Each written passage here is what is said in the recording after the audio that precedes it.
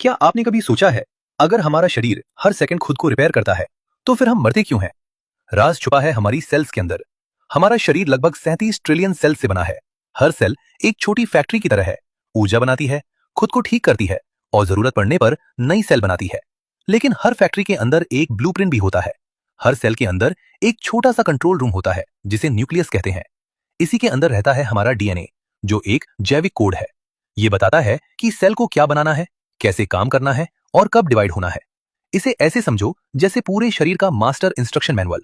अगर डीएनए में गड़बड़ी हो जाए तो सेल गलत काम करने लगती है।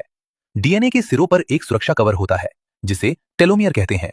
इसे ऐसे समझो जैसे जूते की लेस के आखिर में लगा प्लास्टिक कवर। जब तक वह कवर सुरक्षित है, लेस नहीं खुलती।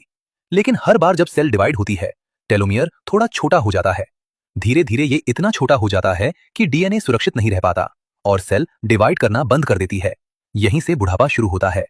इस खोज के लिए वैज्ञानिक एलिजाबेथ ब्लैकबर्न को नोबेल प्राइज इन फिजियोलॉजी और मेडिसिन मिला था। हम सांस लेते हैं, ऑक्सीजन जीवन देती है, लेकिन यही ऑक्सीजन हमारे अंदर फ्री रेडिकल्स भी बनाती है, जो न्यूक्लियस के अंदर मौजूद डीएनए को धीरे धीरे नुकसान पहुंचाते हैं।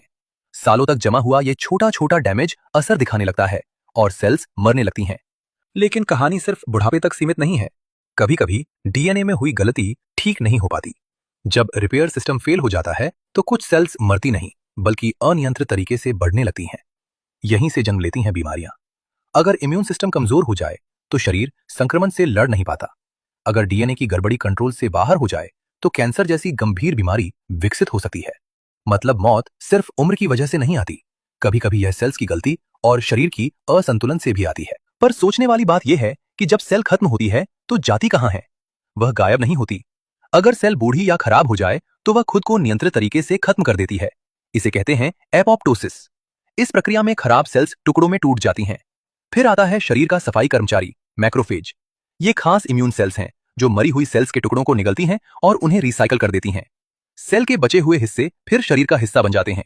प्रोटीन दोबारा इस्तेमाल होते हैं, अमीनो एसिड नई सेल्स बनाते हैं और फैट ऊर्जा में बदलकर जीवन को आगे बढ़ाते हैं।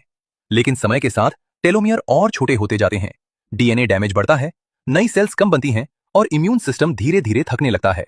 एक समय ऐसा आता है जब पुरानी सेल्स ज्यादा और नई कम रह जाती हैं। शरीर का संतुलन बिगड़ जाता है और धीरे धीरे जीवन की प्रक्रिया रुक जाती है। हम अचानक नहीं हारते, हमारी हार धीरे धीरे लिखी जाती है, हमारी ही सेल्स की सीमाओं में। जब उनका डीएनए अपनी अंतिम हद तक पहुंच जाता है, तभी जीवन की यात्रा पूरी होती है। लेकिन जब तक यह यात्रा चल रही है, हर सांस के पीछे अरबों सेल्स लगातार काम कर रही हैं। शायद इसलिए जिंदगी लंबी हो या छोटी, हर पल अनमोल है।